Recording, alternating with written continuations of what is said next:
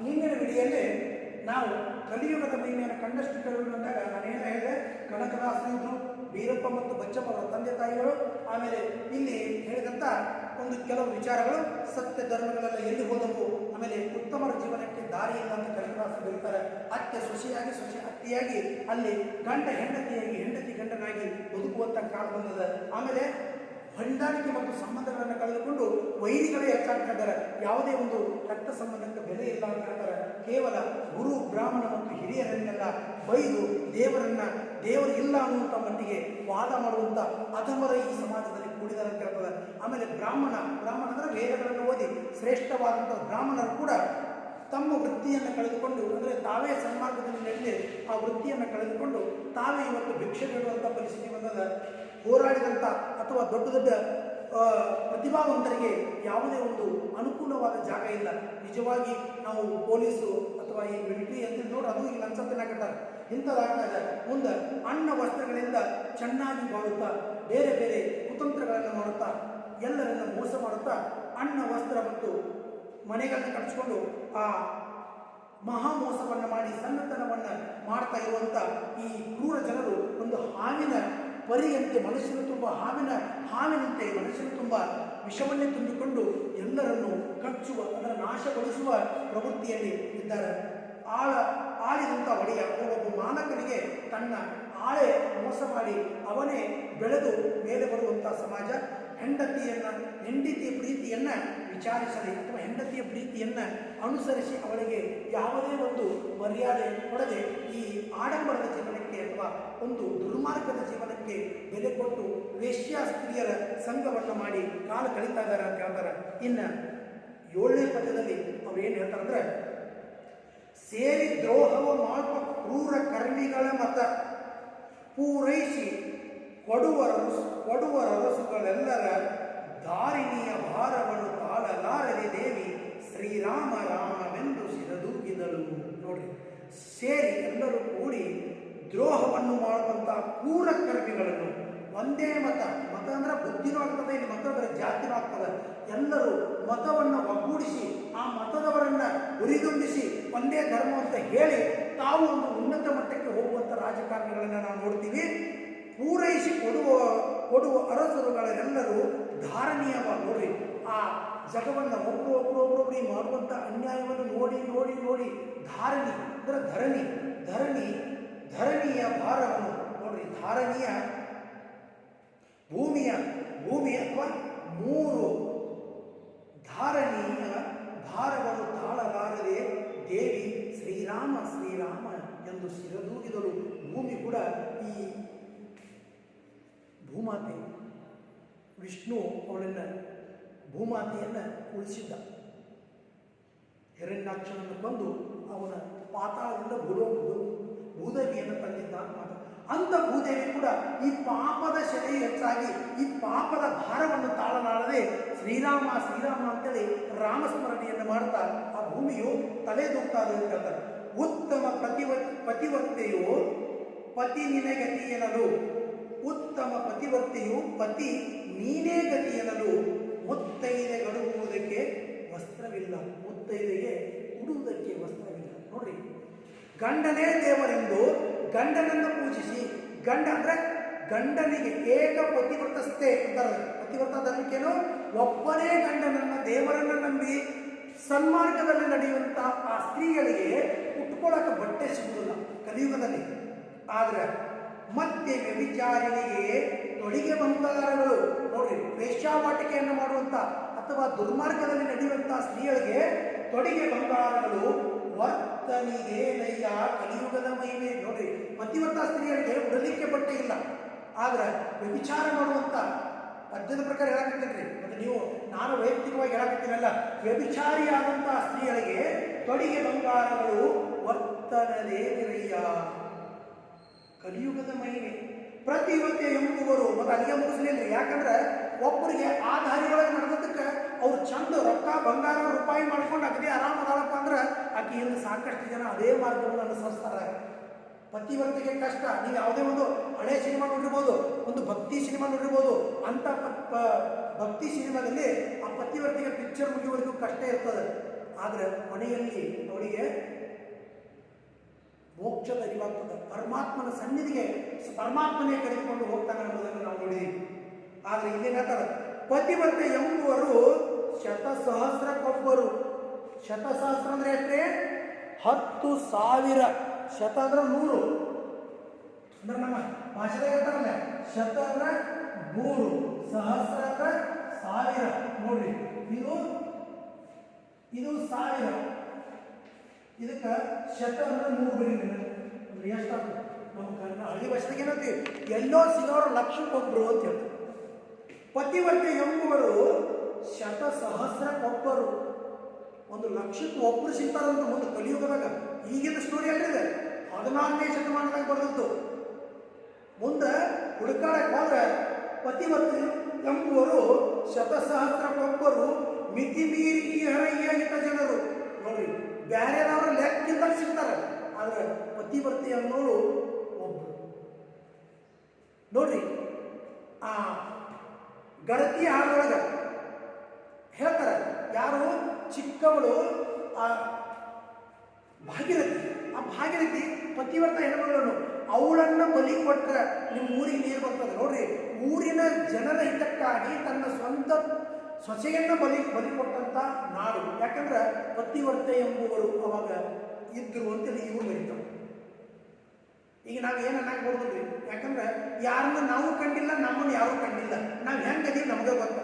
ಎಲ್ಲರಿಗೂ ನಾವು ಮೋಸ ಮಾಡ್ಬೋದು, ನಾವು ಎಲ್ಲರಿಗೆ ಆಡಂಬರದಿಂದ ನಾವು ಒಂದು ಢೋಂಗ ನಾಟಕೀಯವಾಗಿ ಜೀವನ ನಡೆಸ್ಬೋದು. ಆದರೆ ನಮ್ಮ ಆತ್ಮಸಾಕ್ಷಿ ಹೇಳ್ತಿರ್ತದೆ, ನಾನು ಎಷ್ಟು ತಪ್ಪು ಮಾಡೀನಿ. ನನ್ನ ಆತ್ಮಸಾಕ್ಷಿ ಹೇಳ್ತದ.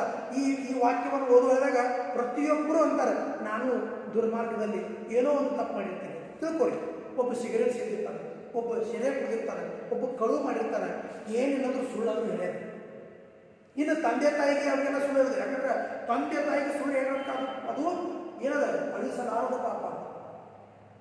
ತಂದೆ ತಾಯಿ ಗುರು ಈ 3 ಜನಕ್ಕೆ ಸುಳ್ಳು ಹೇಳಿದ್ರೆ ಅದು ಅಳಿಸಲಾರದ ಪಾಪ. ಅವ್ನು ಎಂಥವ್ದೇ ಇರಲಿ, ಗುರು ಹುಚ್ಚನಾಗಿರಲಿ ಹೆಣ್ಣನಾಗಿರಲಿ, ಅವ್ರ ಬಗ್ಗೆ ಅಪಹಾಸ್ಯ ಮಾಡಬಾರ್ದು, ತಂದೆ ತಾಯಿಗಳ ಬಗ್ಗೆ ಕೆಟ್ಟದಾಗಿ ಮಾತಾಡಬಾರ್ದು. ಈಗಿನ ಹುಡುಗರು ನಾವು ನೋಡ್ತೀವಿ, ಏನು ಅವ್ರ ತಂದೆ ತಾಯಿ ನೀವು ಬೈತಿರ್ತಾರೆ, ಇವ್ರ ತಂದೆ ತಾಯಿನ ಅವ್ರು ಬೈತಿರ್ತಾನೆ, ಇವರಿಬ್ಬರು ಕೂಡ ಬಾಯಿಂದ ತಂದು ಬೀದಿನ ಹರಿದಾಕ್ತಿರ್ತಾರೆ. ಅಂಥದ್ರಲ್ಲಿ ಮಿತಿ ಮೀರಿ ಹರಯ್ಯ ಇತರ ಜನರು, ಮತಿಗೆಟ್ಟು ಮನಸೋತು ಅಣ್ಣ ಪುರುಷರ ಕೂಡಿ. ತಲೆ ಕೆಟ್ಟ, ಮತಿ ಅಂದ್ರೆ ಬುದ್ಧಿ ಹಡಿಗೆಟ್ಟ. ಯಾರಾದರೂ ಸ್ವಲ್ಪ ಬಂದು, ಮೊದಲ ಸ್ವಲ್ಪ ನಮ್ಮಲ್ಲಿ ಪೆಟ್ರೋಲ್ ಇರ್ತದೆ, ಅದಕ್ಕೆ ಸ್ವಲ್ಪ ಯಾರೋ ಬಂದು ಕಡ್ಡಿ ಹಚ್ಚಿಬಿಡ್ತಾರೆ, ನೋಡು ಹಿಂಗೈತಿ, ಭಾಳ ಸ್ಟ್ಯಾಂಡರ್ಡ್ ಐತಿ, ಆ ಲೈಫಕ್ಕೆ ಬಂದು ಬಿಡುವ ತಕ್ಷಣ ನಮ್ಮ ಮನಸ್ಸು ಅಪ್ಪಡೆ ಹೋಗ್ಬಿಡ್ತದೆ. ಮತಿಗೆಟ್ಟು ಮನಸೋತು, ಮನಸ್ಸನ್ನು ಹರಿದಾಕಿ. ಸೋಲುದಂದ್ರೆ ಏನು? ಇನ್ನೊಂದಕ್ಕೆ ಆಸೆ ಪಟ್ಟು ಆ ಮನಸ್ಸು ಅದರ ಮೇಲೆ ಚಂಚಲತೆ ಹುಟ್ಟಿದಾಗ ನಾವು ನೋಡ್ರಿ, ಕಮಲದ ಎಲೆಯ ಮೇಲೆ ನೀರು ನಿಲ್ಲಲಾಗದು. ಕಮಲ ನೋಡಿರಿ, ಕಮಲ ಸತತ ನೀರಲ್ಲಿ ಉಡ್ತದ್ರಿ. ಅದಕ್ಕೆ ಕಮಲದ ಎಲೆ ಮೇಲೆ ಹಿಂಗೊಂದು ಹನಿ ನೀರು ಹಾಕ್ರಿ, ಕಾಚಿನ ಥರ ಅಡಿಗಾಡ್ತದೆ. ಮತ್ತು ಅದನ್ನು ತೆಳಗ್ ಚಂದ್ರಿ ನೀರು ಬೀಳ್ತದೆ, ಒಂದು ಹನಿನೂ ಕೂಡ ಅದು ಹಚ್ಕೊಳಂಗಿಲ್ಲ. ಮತ್ತು ಇನ್ನೊಂದು ಅಂತರಗಂಗೆ. ನೋಡ್ರಿ, ಎಂಥದೇ ಒಂದು ಕ್ರೂರ ಅಥವಾ ಹೊಲಸು ಸಮಾಜದಲ್ಲಿದ್ದರೂ ಕೂಡ ನಾವು ಪವಿತ್ರವಾಗಿ ಬದುಕ್ತಾ ಇದ್ರೆ ಮಾತ್ರ ಅದಕ್ಕೆ ಬೆಲೆ. ಅದಕ್ಕೆ ಮಿತಿ ಮೀರಿ ಇತರ ಜನರು ಮತಿಗೆಟ್ಟು ಮನಸೋತು ಅನ್ಯ ಪುರುಷರ ಕೂಡಿ. ಮನಸ್ಸನ್ನು ಮನಸ್ಸನ್ನ ಮಾಡಿ ಬಹಳ ನಮ್ಗೆ ಆ ಹಿಂದಿನವ್ರು ಏನು ಹೇಳಿದ್ರು, ಪಾಲಿಗೆ ಬಂದದ್ದು ಪಂಚಾಮೃತವಯ್ಯ ಅಂತಂದ್ರು. ಇವಾಗ ಯಾವುದೋ ಒಂದು ಒತ್ತಾಯಕ್ಕೆ ಮದುವೆ ಮಾಡ್ಕೋತಾರೆ, ಆ ಮದುವೆ ಮಾಡ್ಕೊಂಡ ನಂತರ ನನಗೆ ಇಷ್ಟ ಇಲ್ಲ ಅಂತ ಹೇಳ್ತಾರೆ. ಇದು ಇಷ್ಟ ಕಷ್ಟಗಳ ಕಾಲವಲ್ಲ ಇದು. ನೀವು ಏನು ಇಷ್ಟ ಇಲ್ಲ ಅಂತಂದ್ರೂ ಕೂಡ ಬಹಳ ಒಂದು 1,00,000 ರೂಪಾಯಿ ಗಳಿಸ್ಬೋದು, ಒಂದು ಕಾರ್ ಕೊಡ್ಬೋದು, ಆದರೆ ನೆಮ್ಮದಿ ಇಲ್ಲದ ಜೀವನ. ಯಾಕಂದ್ರೆ ನಿಮಗೆ ಸಮಾಜ ಕೊಡುವುದು ಎಲ್ಲಿ ತನಕ ಅಂದ್ರೆ, ಈಗ ಮಹಿಳೆಯಾಗಲಿ ಪುರುಷರಾಗಲಿ ಅವರು ಜೀವನದಲ್ಲಿ ಒಂದು ಅವರಿಗೆ ಯೌವನದ ಮದ ಇರುವವರೆಗೂ ಮಾತ್ರ ಬೇರೆಯವರು ನಮಗೆ ಇಷ್ಟಪಡ್ತಾರೆ. ಅಂತ ಇಷ್ಟಪಡುವವರ ಸಂಖ್ಯೆ ಹೆಚ್ಚಾದಾಗ ನಮ್ಮನ್ನು ನಾವು ದೊಡ್ಡವರನ್ನು ತಿಳ್ಕೊತೀವಿ, ಜಗತ್ತೆಲ್ಲ ನಾನು ನೋಡಕತ್ತದ. ಅದೇ ನೀನು ಹುರುಪೆಯಾದಾಗ ಅಥವಾ ನಿನ್ನ ಸೌಂದರ್ಯ ಗತಿಸಿದಾಗ ಯಾವ ವ್ಯಕ್ತಿ ನಿನ್ನನ್ನು ಹೂವಿನ ಥರ ನೀನು ವರ್ಣನೆ ಮಾಡ್ತಿದ್ದ, ಅವನೇ ಆ ಹೂವಿನ ಪಕ್ಕದಲ್ಲಿರುವ ಮುಳ್ಳಿಗೂ ಹೊಲಸಲಾರ. ಅವನು ಮತ್ತೇನು ಮಾಡ್ತಾರೆ, ಅವನ ಚಿತ್ತ ಚಂಚಲತೆ. ಯಾಕಂದ್ರೆ ಪತಂಗ ಮನಸ್ಸನ್ನುವುದು ಪಾತರಗಿತ್ತಿ ಎಷ್ಟೇ ಸುಂದರವಾದ ಹೂವಿನ ಮೇಲೆ ಕೊಟ್ಟರು ಅದು ಕ್ಷಣಿಕ ಸುಖ, ಮತ್ತೆ ಅದು ಮುಂದಿನ ಮೇಲೆ ಕೊಟ್ಟರು.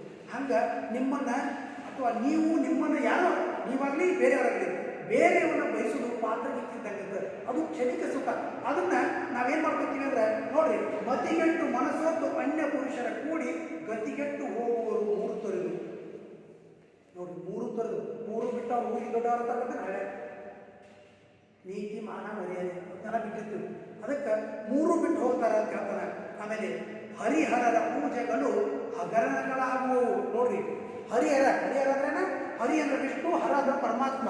ಯಾವುದೇ ದೇವಸ್ಥಾನದಲ್ಲಿ ನೋಡ್ರಿ, ಅಲ್ಲಿ ಫಂಡ, ಅಲ್ಲಿ ರೊಕ್ಕ, ಅಲ್ಲಿ ಹುಂಡಿ ಅಥವಾ ಈ ಮುಜರಾಯಿ ಇಲಾಖೆಯವರು ಇವೆಲ್ಲ ಸೆಕ್ಷನ್ ಮಾಡಿದಂಥ ರೊಕ್ಕ ಏನಾಗ್ತದೆ? ಹಗರಣಗಳು. ಅದನ್ನು ತಿಂದು ನೀರು ಕುಡಿಯೋರು ಹೆಚ್ಚಾಗ್ತಾರೆ. ಉರಿ ಮಾರಿ ಚಾಮುಂಡಿ ಶಕ್ತಿಗಳಿಗೆ ಪುರಿಪೂರ್ಣ ನೈವೇದ್ಯ ಧೂಪಗಳಿಂದ ಪರಮ ಭಕ್ತಿಯ ಸಲ್ಲಿಸಿ ಪೂಜಿಸುವರಯ್ಯ. ನೋಡ್ರಿ, ಭಕ್ತಿ ಹೋಯ್ತು. ಅದಕ್ಕೆ ಮಣ್ಣೊಂದು ತಮಿಳು ಫಿಲಮ್ ನೋಡಿ ನಾನು, ಅದ್ರಾಗ ಸಾಕ್ಷಾತ್ ದೇವತೆನೇ ಬಂದಿರ್ತಾಳೆ. ಆ ದೇವತೆ ಭೂಮಿಗೆ ಬಂದ ಒಬ್ಬನ ಜೊತೆ ಮಾತಾಡ್ತಿರ್ತಾಳೆ. ಅವಳನ್ನ ಕರ್ಕೊಂಡೋಗಿ ಏನು ಮಾಡ್ತಾನೆ, ಅವನು ಜನರೊಳಗಿರ್ತಾನೆ, ನಿಂತವನು ಜನ ಈಗಿನ ದೇವತೆ ಅಂತ ನಂಬುದು. ಯಾಕಂದ್ರೆ ಕಲಿಗ ದೇವರ ಎದ್ದು ಬಂದರೂ ಕೂಡ ಜನ ನಂಬಕ್ಕೆ ಸಾಧ್ಯ ಇಲ್ಲ. ಅದಕ್ಕೆ ಆ ದೇವತೆ ಒಂದು ಮಾತು ಹೇಳ್ತಾಳೆ, ಏನಪ್ಪಾ ಅಂದ್ರೆ ಭಕ್ತಿಗೆ ಪ್ರಸಿದ್ಧವಾದ ದೇವಾಲಯಗಳು ಭೂಮಿ ಮೇಲೆ ಯಾವುದವನ ಇಲ್ಲ. ತಿರುಪತಿ ಅಂದ ತಕ್ಷಣ ಲಡ್ಡು ಅಂತದ, ಧರ್ಮಸ್ಥಳ ಅಂದ ತಕ್ಷಣ ಊಟ ಅಂತದ, ಶೃಂಗೇರಿ ಅಂದ ತಕ್ಷಣ ಅಂದ್ಗಳಿಗೆ ಅಲ್ಲಿ ವ್ಯವಸ್ಥೆ ಹೇಳ್ತೀವಿ, ಕುಕ್ಕೆ ಸುಬ್ರಹ್ಮಣ್ಯ ಅಂದ ತಕ್ಷಣ ಅಲ್ಲಿ ಬಹಳ ಚಲೋ ಪೂಜಾ ಮಾಡ್ತಾರೆ ಅಂತೇಳಿ. ಆದ್ರೆ ಭಕ್ತಿಯಿಂದ ಹೋಗಿಲ್ಲ, ನಮ್ಮ ಸ್ವಾರ್ಥದ ಪಾಪವನ್ನು ಕಳೆದಕ್ಕೆ ಹೋಗ್ತೀವಿ. ಅದಕ್ಕೆ ಈ ಪೂಜೆ ಪುನಸ್ಕಾರಗಳೆಲ್ಲ ಹಗರಣಗಳಾಗ್ತವ. ಇದ್ದಂಥ ರೊಕ್ಕವನ್ನೆಲ್ಲ ನುಂಗಿ ಹಾಕ್ತಾರೆ. ಊರ ಮಾರಿ ಚಾಮುಂಡಿ, ನೋಡ್ರಿ, ದುರ್ಗವ ದಾಮವತಿ ಅಂತ ದೇವತೆಗಳಿಗೆ ಕುರಿ ಕೋಣಗಳನ್ನು ಕತ್ತರಿಸಿ ಭಕ್ತಿಗಿಲ್ಲದೆ ತಾವೇ ಸ್ವೀಕರಿಸುವ ನೆಪದಲ್ಲಿ ಕುರಿ ಕೋಣಗಳನ್ನು ಬಲಿ ಕೊಡ್ತಾರೆ. ನೋಡ್ರಿ, ಇಲ್ಲಿವರೆಗೂ ಯಾವಾಗಲೂ ದೇವರದಲ್ರಿ ಈ ಮೈಯಾಗ ಎಲ್ಲ ಮಾತ್ರ ಈ ದೇವರ ಹೇಳ್ತಾರಂತನ್ರಿ. ದೇವರ ಹಾಡೋದ್ರೆ ಏನಾಗ್ತಿರ್ತಾರೆ, ಕರೆದ ತಕ್ಷಣ ಬರ್ತಾಳೆ. ಅದೇನು ಮೊಬೈಲ್ ರಿಂಗ್ ಹೊಡೆದ ತಕ್ಷಣ ಅಟ್ಯಾಚ್ ಆಗಕ್ಕೆ ಯಾವ ಮೊಬೈಲ್ ಇರ್ತದೆ ಅವರು. ನಾವು ಹೋಗಿ ಕೂಡ್ತೀವಿ ಅವ್ರ ಮುಂದೆ, ಅವ್ರು ಏನೋ ಕೂಗು ಹೊಡೆದಂಗೆ ಮಾಡಿ ಉದ್ಕಡಿ ಹಚ್ಚುತ್ತಾರೆ ಅಂತ ಬಂದು ಬಿಡ್ತಾರೆ. ಎಂತೆಂಥವರು ಸಾವಿರಾರು ವರ್ಷಗಳು ತಪಸ್ಸನ್ನು ಮಾಡಿದವರಿಗೆ ದೇವರು ಕಂಡಿಲ್ಲ, ಇಲ್ಲಿ ಕರೆದ ತಕ್ಷಣ ಬರ್ತಾರೆ. ಮತ್ತು ಆ ದೇವರ ಯಾವಾಗ ನೋಡ್ರಿ, ನಾನು 95% ಮ್ಯಾಲ್ ನೋಡಿದ್ದೀನಿ. ಅವರೆಲ್ಲ ಮೈ ಮೇಲೆ ಬಟ್ಟೆ ಸರಿ ಇರೋದಿಲ್ಲ, ಮನಸ್ಸು ಸರಿ ಇರೋದಿಲ್ಲ, ಎಲ್ಲರೂ ಹೊಲಸು ವಿಚಾರ. ಅಂಥವ್ರ ಹತ್ರ ದೇವರು ಬರ್ತಾನೆ. ಅಲ್ಲಿ ಯಾರಾದ್ರೂ ನೋಡ್ರಿ, ನಮ್ಮ ದುರ್ಗವ್ವ ಹೆಸರನ್ನು ಹುಲಿ ಬಲಿ ಕೊಡು ಅನ್ನೋಂಥದ್ದು ಐತೆ ಇಲ್ಲ. ಯಾಕಂದ್ರೆ ಒಂದು ಸಾಮಾನ್ಯ ಬಡ ಪ್ರಾಣಿಯನ್ನು ಬಲಿ ಕೊಡ್ತಾರಾದರೂ ಮೃಗರಾಜನಂತ ಹುಲಿಯನ್ನು ಯಾರು ಬಲಿ ಕೊಡೋದಿಲ್ಲ. ಆಮೇಲೆ ನಡೆವ ಕಾರ್ಯಗಳೆಲ್ಲ ನುಡಿಯಲ್ಲ ಎನ್ನಡೆವಲ್ಲ ಒಡಿಗೆ ನೀನೇ ಬಲ್ಲೆ ಕಲಿಯುಗದ ಮಹಿಮೆ. ನೋಡಿ, ನಡೆವ ಕಾರ್ಯಗಳೆಲ್ಲ ನುಡಿಯಲೇ ಎನ್ನಡವಲ್ಲ. ನೋಡಿ, ಮಾಡುವಂಥ ಕಾರ್ಯಗಳು ಹಂಗೆ ನಡತೆಗಳಿಲ್ಲ. ಎಲ್ಲ ಕಾರ್ಯಗಳು ಬಾಯಿನಿಂದ ನಡೆದವ. ಭಕ್ತಿ ಮಾಡ್ತೀವಿ ಅಂತಾರೆ, ಆದರೆ ದೇವಸ್ಥಾನದಲ್ಲಿ ಹೋಗಿ ನಿಂತ ನಂತರ ಅಲ್ಲಿ ನಮ್ಮ ಕಣ್ಣುಗಳು ಬೇರೆನೋ ಹುಡುಕ್ತಿರ್ತಾವೆ. ಯಾರಾದರೂ ಮದುವೆ ಕರೀತಾರೆ, ಆ ಮದುವೆಗೆ ನೋಡ್ರಿ, ಎಷ್ಟೋ ಜನ ಮದುವೆ ಹೋಗಿರ್ತೀವಿ, ಫ್ರೆಂಡ್ಸ್ ಮದುವೆ ಅಂತೇಳಿ ಬರೀ ಎಂಜಾಯ್ ಮಾಡೋಕೆ. ರಾತ್ರಿ ಏನಾಯ್ತು, ಪಾರ್ಟಿ ಆಯ್ತು. ಆದ್ರೆ ತನ್ನ ಮದುವೆಯಾಗ ಗೂಳದಾರಿ ಕಟ್ಟಬೇಕಾದ್ರೆ, ಮಂಗಳಸೂತ್ರ ಕಟ್ಟಬೇಕಾದ್ರೆ ಯಾರಿಗೆ ಕಟ್ಟಬೇಕು ಅನ್ನೋದು ಗೊತ್ತಿರೋದು. ಯಾಕಂದ್ರೆ ನಾವು ನೋಡೇ ಇರೋದು, ಯಾರಿಗೆ ಕಟ್ತಾನೋ ಗೊತ್ತಿಲ್ಲ. ಮದುವೆ ಮುಂಚೆನೆ ಎಂಗೇಜ್ಮೆಂಟ್ ಆಯ್ತು ಅನ್ನೋದು ಫೋನ್ಯಾಗ ಮಾತಾಡಿ ತಮ್ಮ ಸ್ವಾದವನ್ನು ಕಳ್ಕೊಂಡಿರ್ತಾವೆ. ఏంటి ಮದುವೆ ದಿನ ಮನೆಗೆ ಬಂದರೂ ಕೂಡ ಪ್ರೀತಿ ಇರೋದಿಲ್ಲ, ಜೊತೆ ಮಾತಾಡಬೇಕು. ಯಾಕಂದ್ರೆ ಆ ನೋಡ್ರಿ, ಯಾವುದನ್ನು ಎಷ್ಟು ನಾವು ದೂರ ಇಡ್ತೀವಿ ಅಷ್ಟು ಪ್ರೀತಿ ಹೆಚ್ಚಾಗ್ತದೆ. ನಾವು ಎಂಗೇಜ್ಮೆಂಟ್ ಆದ ನಂತರ ಒಟ್ಟ ನೀವು ಮಾತಾಡಬೇಡ್ರಿ, ಅವರು ಯಾಕೆ ಮಾತಾಡಬೇಡ್ರಿ, ಮದುವೆ ಮಾಡ್ಕೊಳ್ರಿ. ಏನು ನಿಮ್ಮನ್ನು ನೀವು ಅರಿಯಕ್ಕೆ ಸಾಧ್ಯ ಇಲ್ರಿ. ಪ್ರೀತಿ ಆದಮೇಲೆ ಮದುವೆ ಆಗಬೇಕಂತಿಲ್ಲ. ಮದುವೆ ಆದ್ಮೇಲೆ ಪ್ರೀತಿ ಆಗ್ಬೋದು. ಅದು ಹೃದಯದ ಒಂದು ಸಂಬಂಧ. ಪ್ರೀತಿ ಬಾಯಿ ಸಂಬಂಧ ಅಲ್ರಿ, ಹೃದಯದ ಸಂಬಂಧ. ಒಡೆಯ ನೀನೇ ಬಲ್ಲೆ ಕಲಿಯುಗದ ಮಹಿಮೆಯನ್ನ. ದೇವರೇ, ನೀನೇ ಬಲ್ಲೆ ಈ ಕಲಿಯುಗದ ಮಹಿಮೆಯನ್ನ. ನನಗೆ ಅರ್ಥ ಮಾಡ್ಕೊಳಕ್ಕಾಗಲ್ಲ. ತಡವ ಮಾಡಲಿ ಬೇಡ, ತಾಳಲಾರದು ಲೋಕ. ನೋಡು, ಈ ಪಾಪವನ್ನು ತೊಳೆದು ಹಾಕಾಕ, ಈ ದುರ್ಜನರನ್ನ ಸರ್ವನಾಶ ಮಾಡಾಕ ನನಗೆ ಲೋಕ ತಡ್ಕೊಳಂಗಿಲ್ಲ. ಈ ಲೋಕಕ್ಕೆ ತಡ ಮಾಡಬೇಡ. ಮೃಡನ ವೈರಿಯ ಬೆತ್ತ ಆದಿಕೇಶವ. ನೋಡಿ, ಮೃಡ ಅಂದ್ರೆ ಶಿವ, ಮೃಡನ ವೈರಿ ಅಂದ್ರೆ ಮನ್ಮಥ. ಈ ಕಾಮವನ್ನು ಇಲ್ಲಿಂದ ಹೊಡೆದಾಕ, ಇದನ್ನ ತೆಗಿ. ಈ ಕಾಮದಿಂದ ವ್ಯಾಮೋಹ ಹೆಚ್ಚಾಗಿ ಈ ಕಾಮವೇ ಜಗತ್ತಿನ ತುಂಬ ನರ್ತನ ಮಾಡ್ತದ. ಕಾಮವನ್ನು ಕಳ್ಕೊಂಡ್ರೆ ಕಾಮನೆಗಳು ಪೂರಾಗಿ. ನೋಡ್ರಿ, ಕಾಮ ಅಂದ್ರೆ ಒಂದು ಮನ್ಮಥ, ಕಾಮನೆ ಅಂದ್ರೆ ಬಯಕೆ. ಇವೆರಡನ್ನು ಕಳ್ಕೊಂಡ್ರೆ ಈ ಕಾರ್ಯದಲ್ಲಿ ಪ್ರವೃತ್ತರಾಗಿ ಜಗತ್ತಿನಲ್ಲಿ ಒಬ್ಬ ಒಳ್ಳೆಯ ಜನರಾಗಿ ಈ ಕಾರ್ಯದಲ್ಲಿ ಅವರು ಬದುಕಲಿ, ಈ ಕಾರ್ಯಕ್ಕೆ ಒಂದು ಒಳ್ಳೆಯ ಮಾರ್ಗದರ್ಶನ ಕೊಡಲಿ ಅಂತ ಹೇಳಿ ಈ ಆದಿಕೇಶವನಿಗೆ ನಮಸ್ಕರಿಸ್ತಾನೆ ಆ ಕನಕದಾಸ.